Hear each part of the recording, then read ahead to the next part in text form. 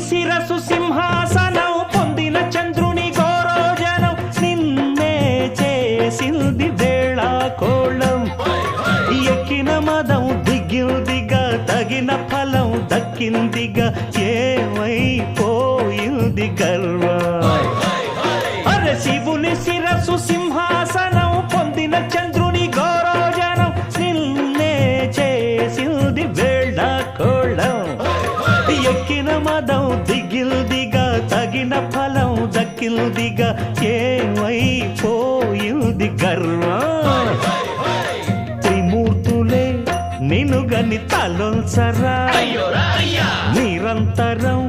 మహిమను కీర్తించరా నువ్వెళ్తనే అహం నువ్వే దండిల్చరా దండాలయ్యా ఉండ్రాళ్ళయ్యా